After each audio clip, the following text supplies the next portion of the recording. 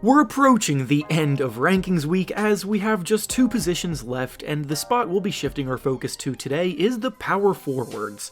2 times per year I go through each position and rank the 10 best players in the NBA at each position, because in basketball so much can change in such a short amount of time, and it's important to consistently update things like this based on the new information and data that presents itself.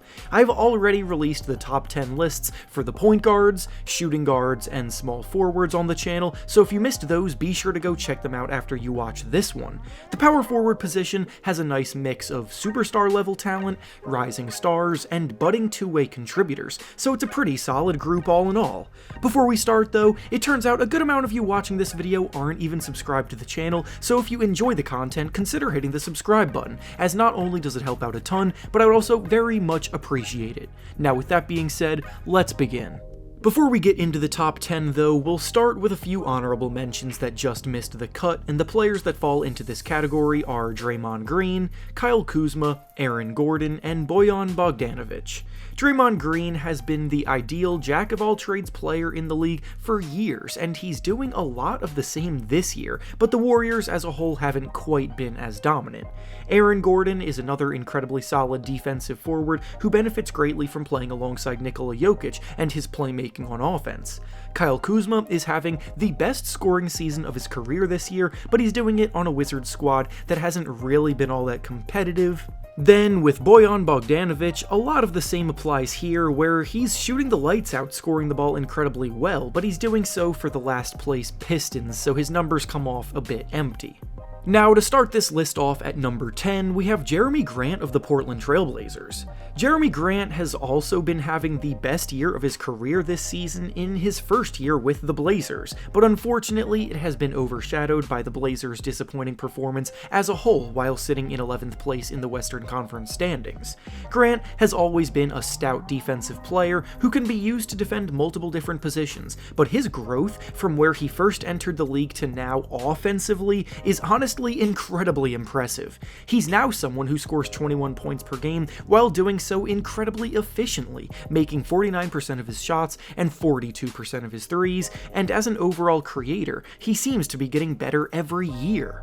Next up at number 9, we have Evan Mobley of the Cleveland Cavaliers. Mobley isn't the flashiest player by any means, and he's not the guy who gets a lot of the attention in Cleveland, but his arrival has helped them emerge as the number 1 ranked defense in the NBA, which is where they currently sit this season.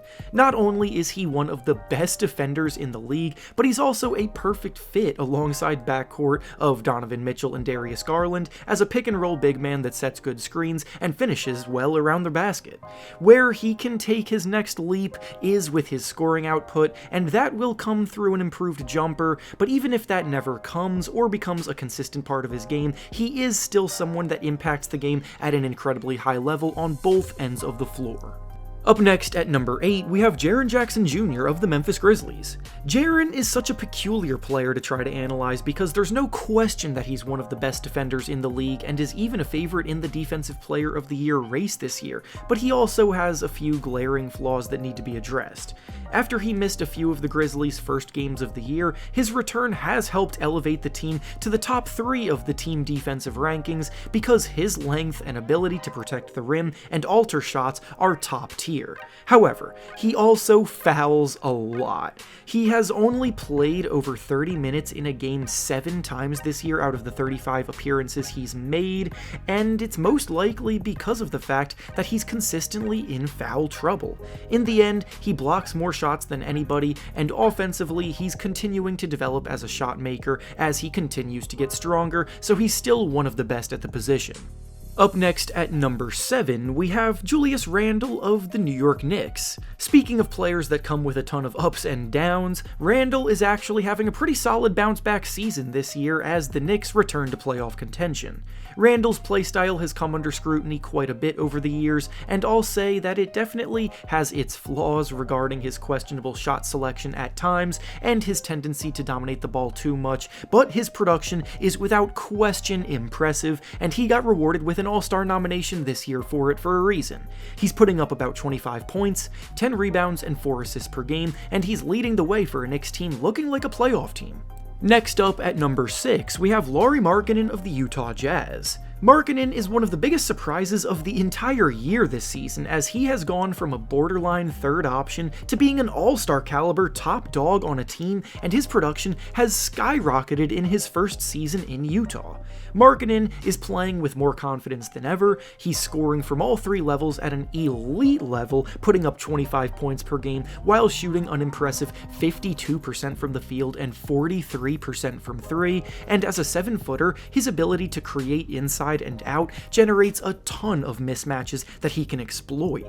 Next up at number 5, we have Pascal Siakam of the Toronto Raptors. Siakam was one of the biggest snubs from the All-Star game this year in my opinion, because even though this is a down year for the Raptors as a whole, Siakam individually has been brilliant. Siakam is a crafty shot-creating forward who gets to the basket well and has nice touch in the paint. He's probably the best transition scorer at the position too, behind only Giannis Antetokounmpo, who will be discussed later in this video. He's an underrated playmaker for a forward, dishing out 6 assists per game, and he's also putting up 25 points on top of it. If the Raptors end up blowing things up, Siakam would be an incredibly valuable addition to any team in need of front court pieces. Up next at number 4, we have Zion Williamson of the New Orleans Pelicans. Zion missed all of last year due to injury, and concerns arose over his future, but he came back this season and looked better than ever in his time on the court.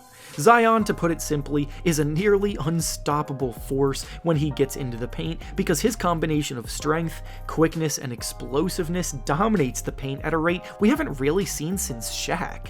When Zion was on the court, the Pelicans were sitting in first place in the Western Conference, but unfortunately, he once again suffered an injury that has caused him to miss the last 17 games, and they've lost 10 in a row in that span. The biggest question mark about Zion will always be his ability to stay on the court, because when he is healthy, he's a lethal talent and he clearly impacts the team's ability to win in a big way. Up next at number 3, we have Anthony Davis of the Los Angeles Lakers. Speaking of injury struggles, Davis is another player who has been unbelievable this year when he's been on the court, but he just can't seem to stay healthy all the way through. The Lakers' season hasn't been going well at all, as they find themselves in 13th place in the standings, and they could certainly use Davis's services if they want to get back into playoff contention.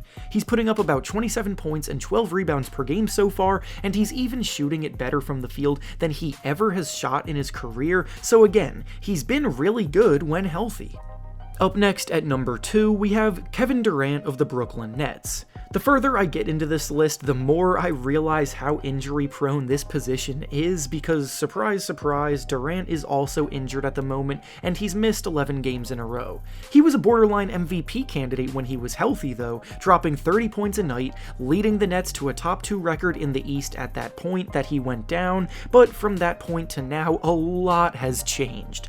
The Nets very well may be imploding at the moment, and both Durant and Kyrie Irving could be on different teams after the trade deadline based on recent reports, but ultimately, Durant is still one of the best players in the NBA and helps you win a lot of games.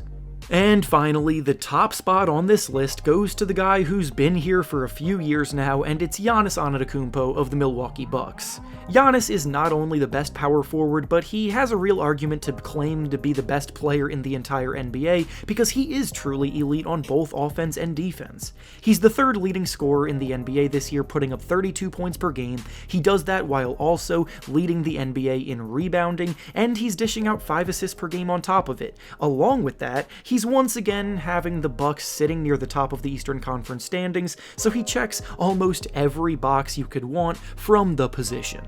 And with that being said, that's all I have for you today. Make sure to like the video, subscribe to the channel, and comment down below how you would rank the power forwards at the current moment. Thanks for watching, and I'll see you all next time.